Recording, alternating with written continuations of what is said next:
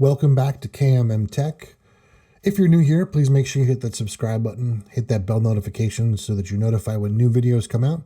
And if you like what we're doing here, hit that thumbs up. It helps us with our ranking, helps us get up in the YouTube world, and help share this information with more people. So also, if you like what you see here, please feel free to share it with everyone that you know and anyone that you think might get a benefit from this.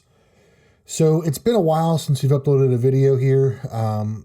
Lots of things have changed. So the bulk of this channel has been with Habitat. Habitat was and is still my my home hub of choice that automates my home.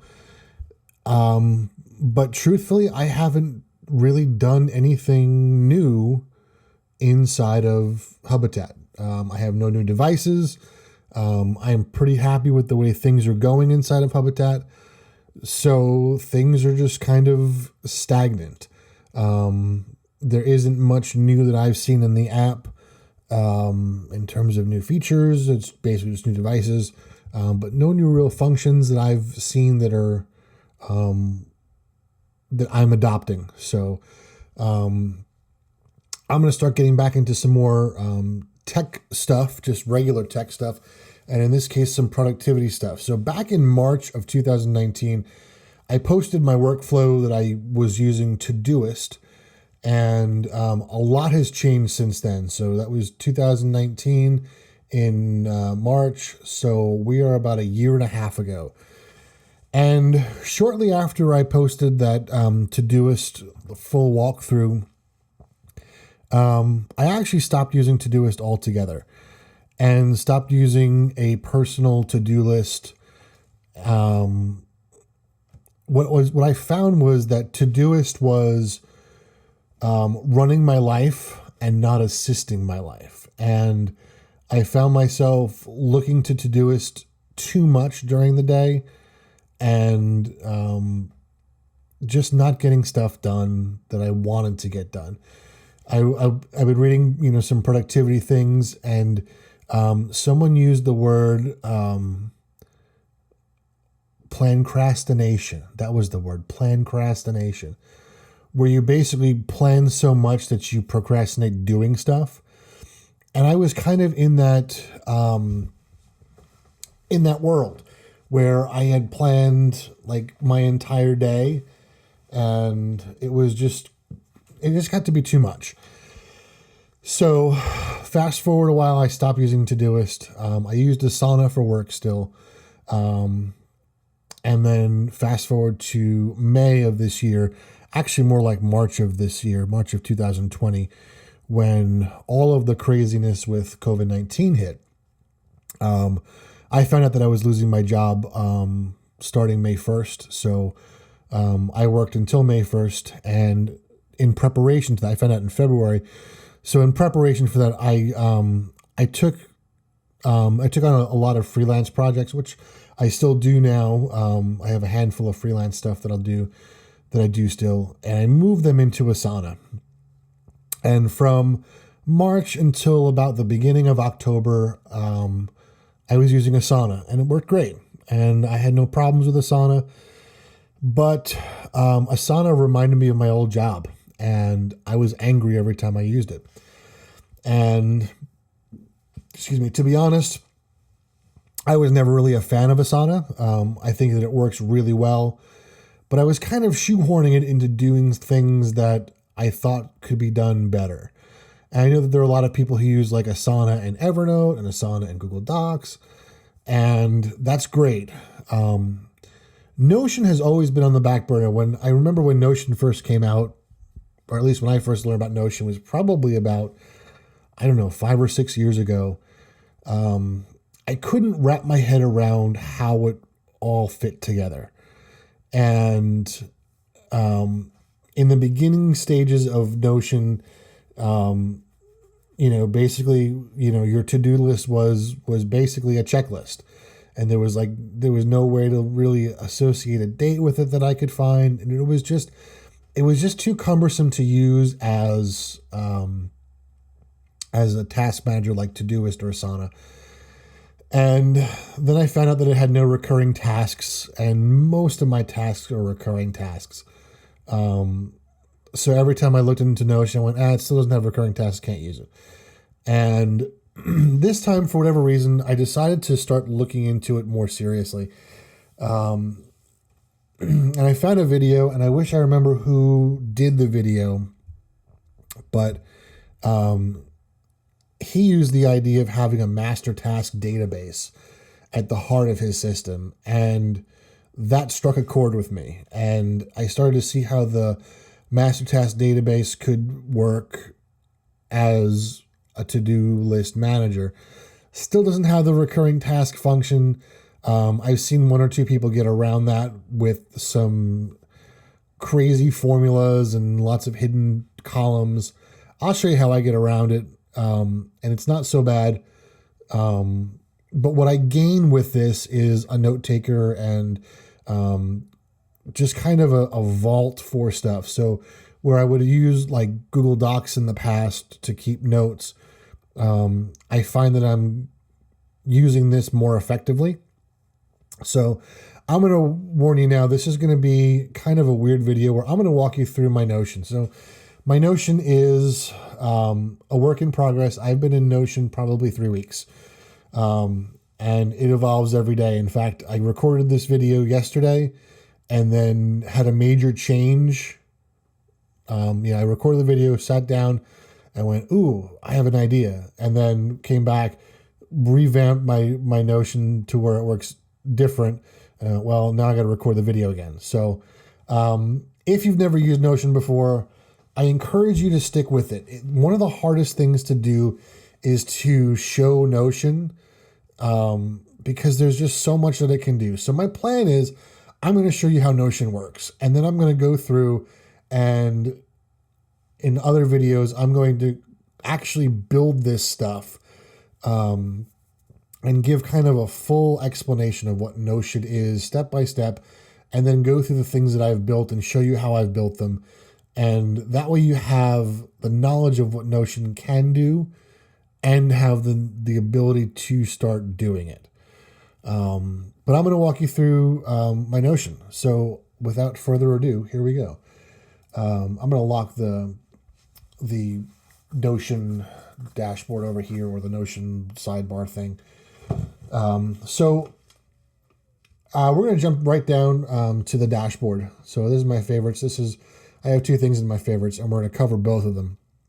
So the dashboard is kind of my home screen. This is kind of where I go day to day, and it has a task manager built in. It has the ability to track items that are that don't have a due date, and then it's got things like I'm starting to journal a little bit. It's got a book list. It's got outstanding payments for some of the freelance gigs that I work with. It's got a purchase wish list and a whole bunch of other stuff under the hood. So at the heart of all of this is my task database. So what Notion does, this is the full task database, the way it exists right now. And it is just that. It is a task database. If it's something that I need to do or remember to do, it goes in here. So you'll see that there is a done checkbox. There is a name or description of what the to-do is. And this is actually what I changed yesterday. I used to use what I call silos. I think I stole this from August Bradley, where I have these different areas of things that I do. So there's the personal stuff. These are two of my freelance clients. These are two podcasts that I do. YouTube, I kind of lumped into one general thing, even though I've got a couple YouTube channels that I kind of work with. Basic photography stuff and music lessons.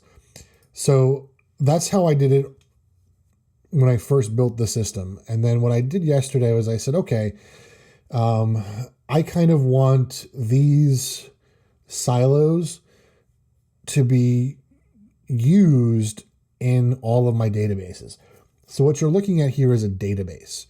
And I've got lots of databases, and the more I work, the more databases I create. And what I tell people about because people have been asking me, my friends have been asking me how I'm liking this and what I think about this and how I would design this. I always say, when in doubt, do a database, because you have a lot of options and a lot of flexibility. So what I did was I took my my basic items here, excuse me, and I created tags. And what I actually did was I created a database of just the tags. And then I can use this relation to this database to actually then access the tags. So if you see this list right here, this is an actual database of just tags. And why do I do that? Well, because I now have things like books, a book database. I've got other like grocery database. So I can attach all of these tags to whatever database I want, and it would be linked. So for example, anything in the KMM tech stuff. So here's the Notion tour. This is what I'm recording right now. Lessons. This links actually to my lesson client database. So it's kind of a one-stop shop. And because it's in this database, I can then assign it to whatever database I want. I can attach these tags to every single database that I build going forward. So that's why I did it that way. So I'm getting out of this silo thing. I'm keeping it here just for the sake of having it, because that's how I used to do it. But I'm moving over to this master task database. So just to kind of recap, we have the checkbox here. We have the description or the name of the task. This is kind of an outdated thing right now, but I'm keeping here just as I switch everything over, make sure everything is moved over to the right spot. And it's being replaced with this tag. If you remember my Todoist video, you know I'm big on due dates. Everything has a due date, with the exception of a few things that I've kind of let slide, and we'll get to that when we get to the lower part of the dashboard. So everything in here has a due date. Task type. So one of the things I mentioned earlier, Notion does not have a way currently to do recurring tasks. This is how I get around it. I put a task type and I tag it recurring weekly, recurring monthly. And when I go to close it, if I'm on my dashboard, for example, let's see, do I have anything coming up tomorrow? So I have a weekly meeting with one of my friends, Rick. So it's recurring weekly. So when I go to check this off, I go, it's a recurring weekly task. So all I do is I go over here, I change the date to the next time that I'll meet with him, and then we go from there. It's just a way around it. There are other people that I've seen that actually have built-in ways where you can check it off, and through formulas, it will actually create a recurring task. I don't know that I'm going to get that far, but maybe somewhere down the road. Anyway, this is another link to another database. So I teach lessons. So what this does is, for example, Allison and Jay are two of my students.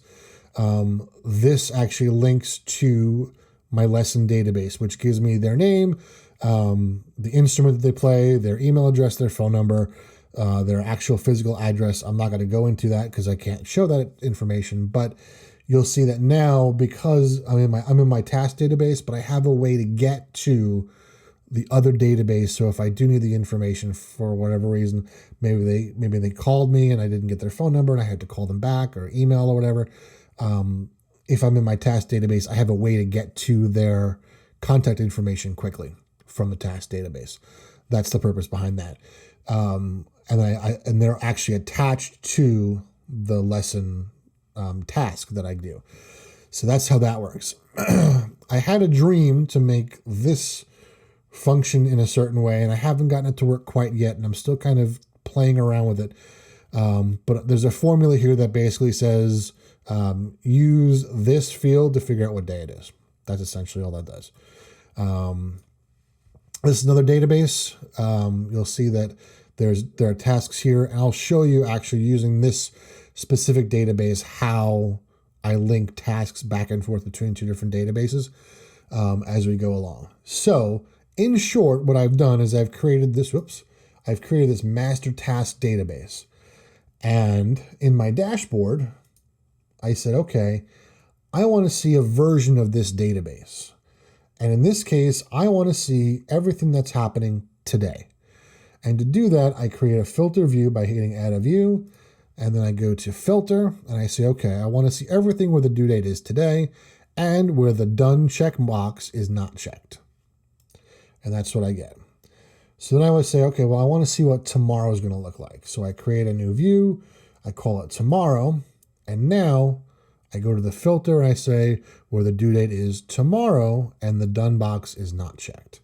Simple. If I want to see the weekly, what comes up through the next week, I say, okay, there's my weekly view. I go to the filter and I say, okay, I want to see the due date is within the next week and the checkbox is unchecked. And that's how this works. If I want to see a calendar view, I've created a month view. So now it's just a month. I've got the filter set so that it doesn't show the stuff that I've completed. I can show the stuff that's happened all week, but that doesn't really help me because I want to see what's upcoming and not done. So that's how that works. That's how the dashboard works. The nice thing is that this is all one database. This database right here, it's the same database that you see on the dashboard, and all of these views are just filters of that database. So if you go down a little bit, you remember I say that everything in your to-do list manager needs to have a due date. Well, I've come across some situations where I don't have due dates. And it drives me nuts. Like this is a YouTube video that I want to record, and it's based on the weather. I mean, it's a fishing video that I want to do, and if I can get out and do it when the weather's nice, it's been raining a lot here recently, so I don't really have a due date for it. So it happens to have no due date, so it pops up in this no due date. And again, this is just that same task database, and all I did was I created a new view. I could have created it up here. I didn't because I want to see the stuff that has no due date, just so I have it physically in view and I still can check on it. And without having that due date, it'll never pop up to here. So having it down here is helpful. So all I did again, task, database, filter. If the due date is empty and the checkbox is unchecked, dump it in here. That way I can see it. Very simple. I should probably put in the tag column and get rid of the silo column. So the nice thing about this is that your view is really customizable. So if you see, I've got the silo here, I've got the task type. That's the whole, is it a recurring task or not? And this empty column here, I don't really need. So what I can do is I can go in to properties and say, okay, do I want the checkbox? I actually really don't need the checkbox, but I'm going to put it in anyway. And we'll put the checkbox on that side. The name I do need. The day, there is no day because it's based on due date and there is no due date. So we can get rid of the day. We'll keep the due date for right now. That way, if I do ever get a due date, I can put the date in. Easy. Silo, we just said we don't need because we're switching over to the tag database. Student client, I don't need. Task type, I don't need. So we'll get rid of that. But we do want the tag database. So now I have the tag database here. And this random column here, I actually don't even know what it is, but I'm going to turn it off and we'll deal with that extra column at some other point. So now I've got my tag database, due date, and the name, and whether it's done or not. So that's that. Next is a journal. So I've started to journal a little bit, and it's gone through 3 iterations so far since October 4th. It started with this daily entry template, which looks like this, which was okay, and but it just didn't stick with me. And then I took a Skillshare class on Stoicism with Ali Abdal, and I can't remember the other guy's name, but he's on YouTube as the Stoic teacher. And Ali put in his 2 journals. He does a morning journal and an evening journal. So here's the morning journal. And the way this works is when I go to, I'll show you how it works. When I go to create a new journal entry, It basically lets me name it, and then it tags it automatically with morning, and then it fills this in, and I just answer the questions as I go through. But what I've noticed is that just by living my life, that the morning one just hasn't been sticking, and I tend to journal consistently at night. So I do is I go to new and I hit the night journal. So I can title it. It puts the created date here, and I can even create the created date's right there too. I could turn that off if I wanted to. And it tags at night automatically. And then this is kind of a habit tracker that I've built in. So I want to make sure that I'm reading every day, meditating every day, and I want to start cycling. This I haven't really started yet. I'm waiting to start my Zwift thing, and things are just haven't gotten there. And then just a few questions to answer, and then I go to bed. And that's how that works. It's just a template that I can fill in every day, and then it just keeps track of that. There is a way. So anyway, the reason I have it here is because it's easy access to those templates. There is a way to link those templates here so they automatically feed here. I haven't figured out how to do that yet, so I just leave the database here for now until I can figure out how I actually want to do that. So we have next is the book list. And I actually just revamped the book list right before this video. And that's one of the things you'll find with Notion is that like the more you work on it, the more things you learn, the more you realize that you can do with it. So what I wanted to do is I wanted to create a list of books that it started with, I wanted to keep a list of books that I've read, and it turned into, well, now is to keep a list of books that I want to read and have read and will read in the future. And so if you go to the book list, you'll see I've created this, again, table, but I want to show you what tables are capable of doing. So you'll see that here I have the name of the book, whether I've read it or not, the author, which I'm going to change, I think, again, to kind of I don't know whether it's going to be a tag or whether it's just going to be an author database. I don't know yet. I'm kind of going back and forth on that. And then whether I've bought it or I need to find it or I'm getting it from a library, and whether I've read it or not. The tag is basically if someone recommended it. So you'll see a lot of Ali Abdaal stuff, some Stoicism stuff. Matt D'Avella's in there as well. So the date that I started the book, the date that I finished the book, and whether I liked it or not. And if someone recommended it, that's where it was recommended from. And then if I'm getting it from Amazon, I can put the Amazon link here. If I'm getting it from my library, I'll get the library link and put it there. And that's how that looks. The cool thing about this is, again, just like we had with the task database, I can show lots of different ways to read it. So I can say, okay, show me the books that are not read. Okay, so these are the books that I've not read. And they're in order by, I think, status at the moment. But I can, put them, I can sort them by author, or I can sort them by date started, whatever. All the books that I have read are here. And then I have, if someone says, hey, can you recommend a book? I have a recommended list. Basically, if I like the book, I recommend it. That's how I work that.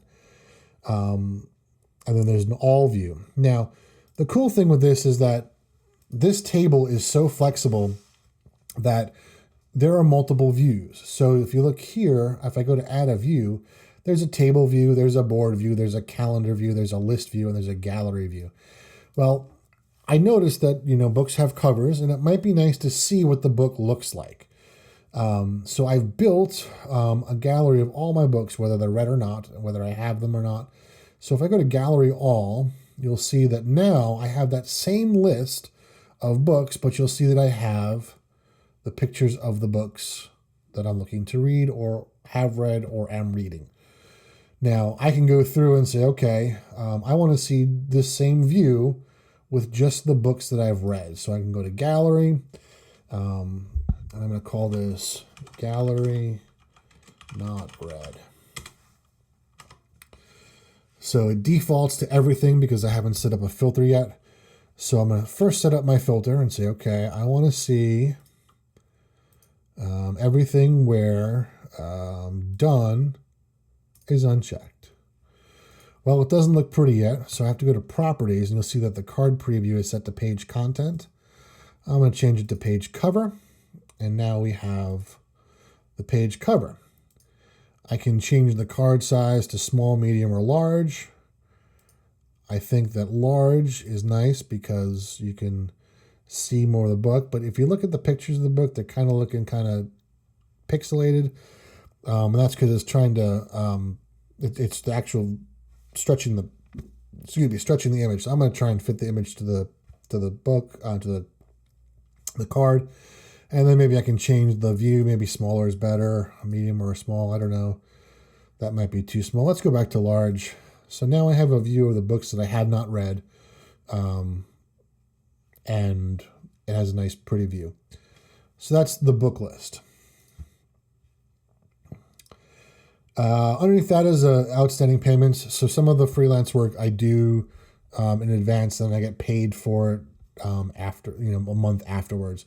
This is just a place to keep track of that for me. Lesson ledger is the same thing. If I do a lesson, and for whatever reason they don't pay me, they didn't have the money, whatever, I can keep track of that here. You'll see that everyone is caught up at this point, so I don't have anything to worry about. And then underneath that, I have this purchases database. This is just stuff that I'm looking to purchase. I'd like to get Final Cut Pro.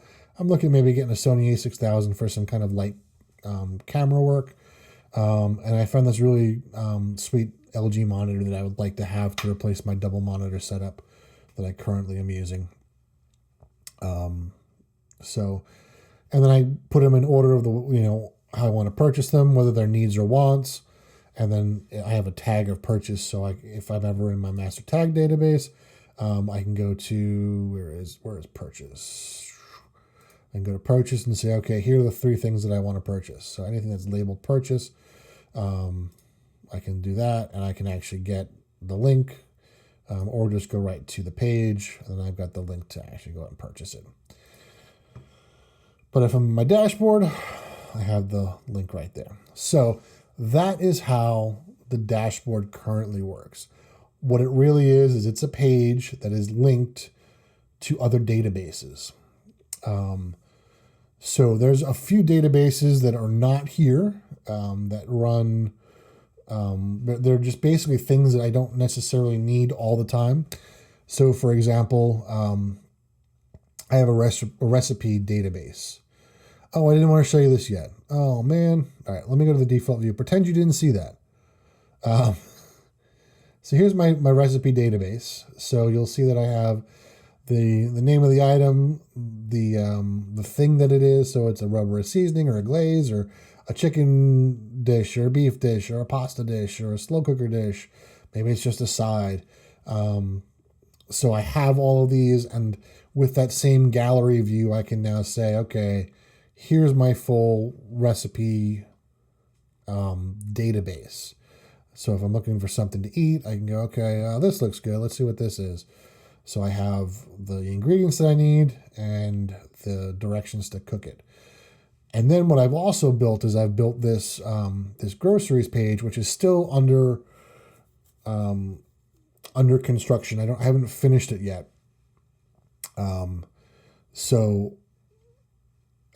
This is actually left over from last night. This is pretty cool. So let's say, for example, on Wednesday, for dinner next week, I want to do, I don't know, let's find something here to do. I have the Cheddar Bay biscuits. So I can go to groceries and I could say, okay, Wednesday, we're going to do Cheddar Bay biscuits. So if I hit the slash here, and I can go link to a page, let's start typing in link to a page. And I'm going to try and find that Cheddar Bay biscuits page. Oops. So here's my Cheddar Bay biscuits page. So you'll see that now in my Wednesday, I have a link to that page. So I can say, okay, let's see what's involved in this. So I have to get these ingredients, and then I have to do that for my directions. Fine, no problem. So I need to get these ingredients. I know I don't have any of them in the house. Well, some of them I don't have. So I'll hit copy, just copy those. Then I'll go back to the groceries list, and then I'll put I'll paste these items here and I'll say, okay, what do I have? Well, I do have a cup of cold water. I do have garlic salt. I don't think I have Italian seasonings. I don't have a spot for seasonings. So we'll pretend that seasonings doesn't exist. Let's pretend I have the seasonings. So let's say, okay, I have cold water. I've got garlic salt. I've got the Italian seasoning. I've got salt and pepper. A cup of shredded cheddar cheese. Don't have any cheddar cheese. So I can take this. Well, cheddar cheese is dairy, so I can move this over into the dairy section. Butter is dairy as well, so I can move that to the dairy section. That is a baking thing. So we can let's add a baking page. Call this heading 2. Oops. And then we'll call this baking. And then we can take our Bisquick baking mix and stick that there. You know what? I just realized I don't have Italian seasoning, and that's kind of in the baking aisle, so I can drag that to the baking aisle. So now, breadcrumbs are also in the baking aisle. So I can now get rid of all this because I don't need all that. And now, when I get to the store, this is what I need to go to the meat section, the dairy section, the frozen food section. We'll pretend that's a baking thing because ketchup is not frozen. Oh, wait, no, it's got to stay there because that makes that go bye-bye. Hang on. So we'll pretend that's frozen ketchup. So that's how that works. And that's how I do my meal preps for the week. And then after the week is done, I can just go through and say, okay, I'm done with this. I'm not doing meatloaf. I'm not going to do that. And then I can go through and pick something else. And that's how I do shopping lists. And then at the end of the week, I have to set this so that it doesn't keep doing that. But I haven't had a chance to fully build this yet. And I will. This is still a work in progress for me. So that's how groceries work and the recipe box works, which I really like. I really like the way this has come out, and I'm happy with it. So next is the inbox. So just like in Evernote, you have a web clipper. In Notion, you have a web clipper. So if you want to clip a page, you hit the Notion web clipper, and it's going to ask you where you want to add it to. So I want to go to my inbox, save the page. Now if I go back to Notion, it should pop up in a couple seconds. There it is. Just being impatient, didn't want to wait for it to load in, but there is the link that I just copied. Now the cool thing about that is that it'll, if it's a YouTube video like this is, for example, it'll automatically embed the YouTube video. So that's how that works. Pretty simple. If you want to delete it, you can go here and delete. Simple. Done. Next is learning. This is something that I'm actually going to change. So all this is this is a page with a link to other pages. I'm going to transform this into a database. That way I can start adding the tags that I've created in the master tag database and attach them to, and attach them to the learning stuff. So like, for example, Stoicism, there's my tag database. I have a Stoicism tag. Ali Abdallah is a Stoicism guy, so is Matt Diabella. So I'll have all of that able to attach to these once I create the database for learning. But for right now, I really like the way that the learning has shaped up so far, and it's going to work the same way. So for example, the Stoicism class I took was on Skillshare. These were the topics of the Stoicism class, and I just have a toggle here so I can easily go through and review things that I wanted to learn. So that's the learning area. Excuse me. Lessons is something that I can't show you because it's got private student information. Dashboard we've already talked about. The task database we've already seen. Personal. So Personal, HTLC, LPC, living musically, why am I yelling, YouTube, photography.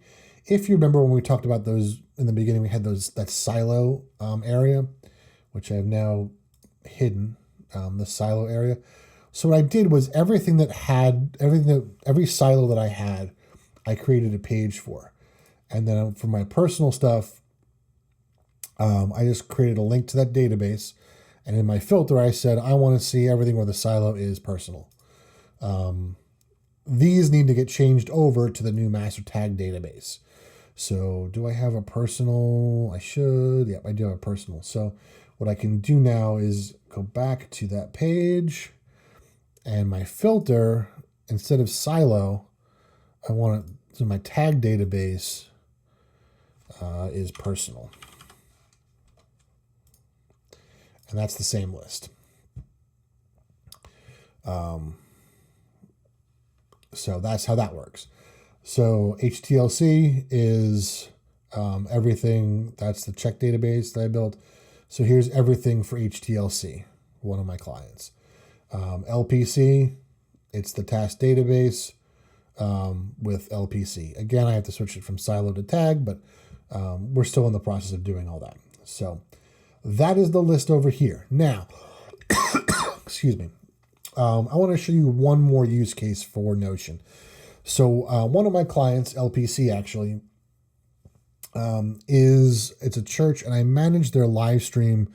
Ever since COVID hit, they started live streaming their services. They brought me on to manage their live stream services. So after I moved myself over, I had one person ask me to make a list of all of her camera presets. So we have 4 cameras that are all remote controllable and all have different presets.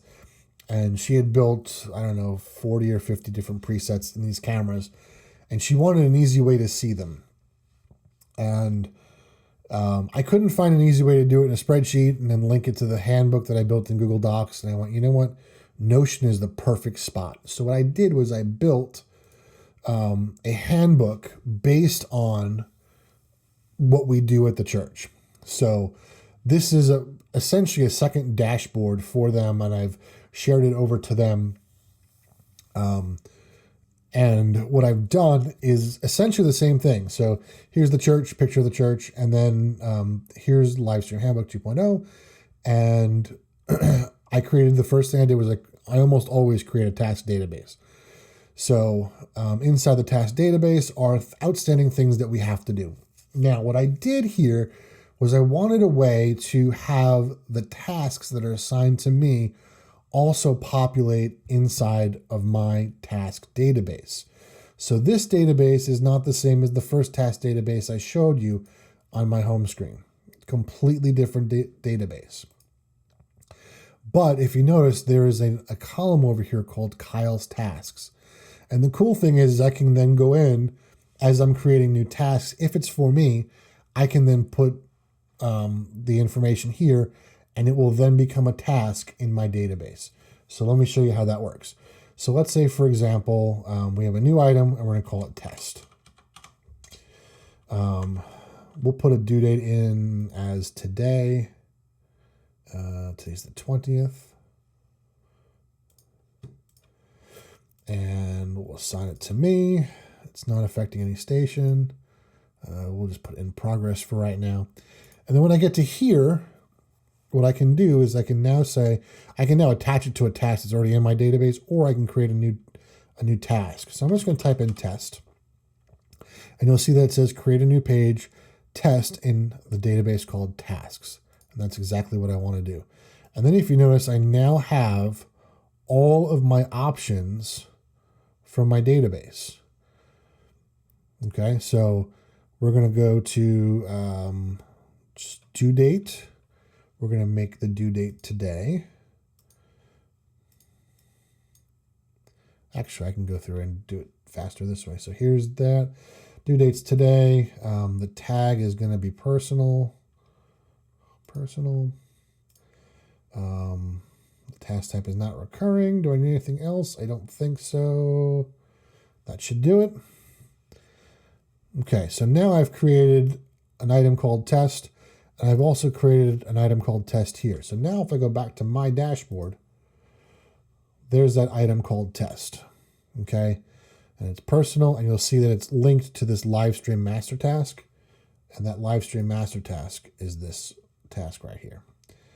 So what I do is I say, okay, this is now in my dashboard. Let's say I complete it. Now it goes away. The unfortunate thing is I have to go back over here and delete it from here as well, because it's two separate entries.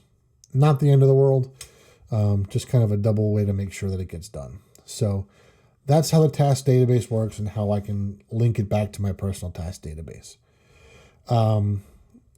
Over here, I've got just kind of general information for the church, IP tables for all the equipment that we have that are existing on the network and what their IP addresses are. I'm not going to show you that because, well, not that you know what the IP address of the church is, but yeah, we're going to keep those private for now. I use this to create meeting agendas. I have a template in here. Typically what happens is Rick and I are the typical attendees at these agendas, at these meetings. So so here's a meeting agenda template. So I default to scheduled, who's attending.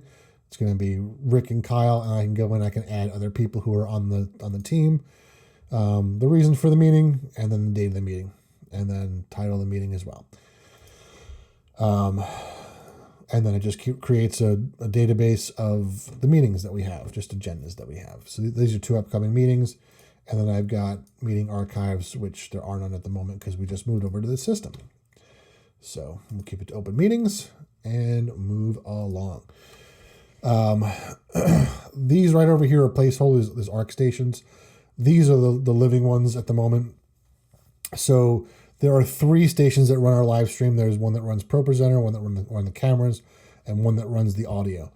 And my thought was I really want to have each person or each station have its own homepage.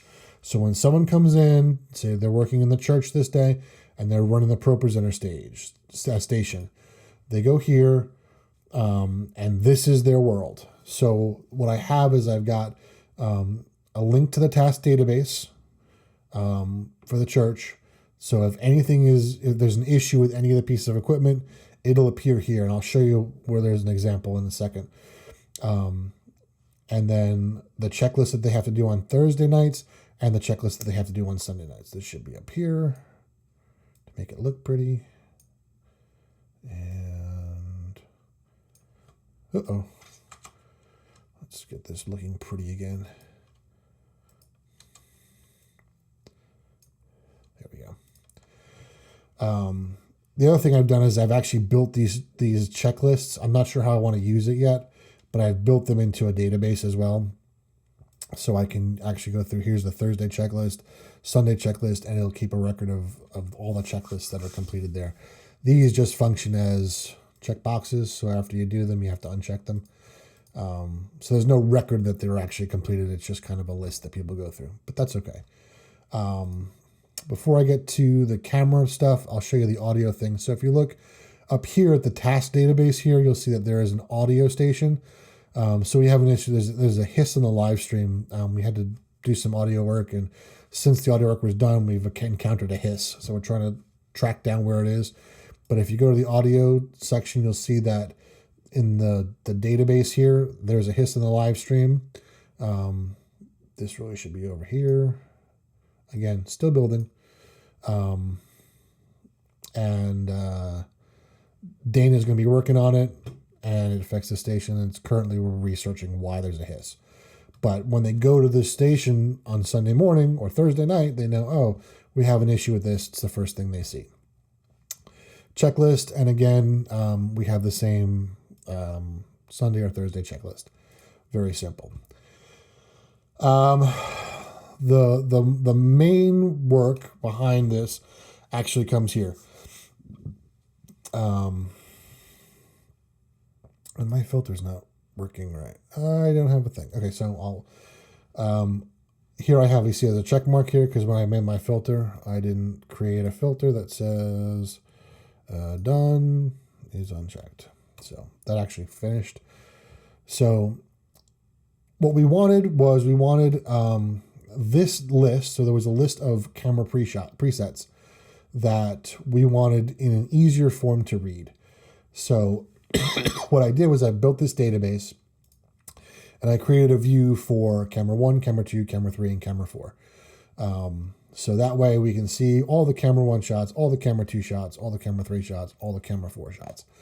I then took it a step further and noticed that there were inside of the presets, like there were some shots that were meant for baptism, and then there were shots that were meant for communion. There are going to be shots that are needed for Advent and for Christmas and stuff. So I've built in services for that, and there are also specific people that we have. So as we have, you know, people who read and do stuff all the time. So we have these people here preset. So now when I go back to the database, you'll see that not only do I have camera 1, 2, 3, and 4, over here I've got all my general service shots. I've got all of my communion shots, and I can filter through them really quickly. There's no wedding, Christmas, or Advent yet, and then here's all of the shots. Then over here I've got the separate people. So here's Andrew, for example, all the shots that are labeled Andrew, all the shots that are labeled John. So that's how I built this database. So you can now see that like this not only can run your life, but it can now start to function as a hub for a team. So then there's the ARC stations. Essentially what's going to happen, there are 2 different live stream locations in the church. This is for one service. This is for a different service. These are just the 2 different locations. This has not been built yet, both in Notion or physically. There's, you know, the cameras haven't been finished and being installed and all that sort of stuff. Every week I go through and I do I take notes on the service, what we can do better, what we missed, that sort of thing. So I have an archive of all the services that we've done so far, with my notes, and I sit there and I watch each service, and I can then go ahead and review them with the team. And then after we review them, it just goes into an archive, and then that's that. Underneath that is a wish list. And the wish list is just that. It's just things that, you know, that we need to purchase. And we've run through funding for our current setup, and we need to come up with some more funding. So at the moment, we haven't filled out anything. I actually haven't even showed the church this yet. You're actually seeing it before my people see it, but that's okay. So here's a place that we can have wish list items, and that's that. So that is a full, lengthy, long rundown of Notion. If you stuck with me this far, I greatly appreciate it. What's going to happen next is I'm going to start showing you how to build a master task database, how to build the book database, how I built my recipe database, how I built my inbox.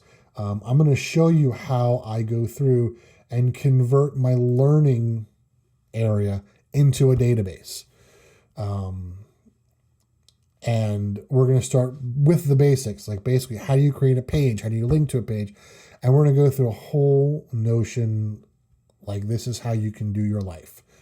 And I hope you guys enjoy it. I've been living in Notion, like I said, for about 3 weeks. And there is a major change literally every day.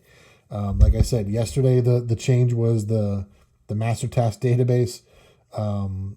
Today, the change was in the book list. Where's the book list? Book list. I didn't have these galleries before, so all I had was just this boring table view, not read, recommended, and it looked like a table. Didn't look great. And then I went, I have this nice looking, recipe thing. Why don't I do the same thing with the books? And that's where I came up with the gallery view for the books. But I'll show you how to do that. I'll show you how to put in pictures. I'll show you how to do icons. I've even got for myself, I've got my icon for my resume and for my personal stuff.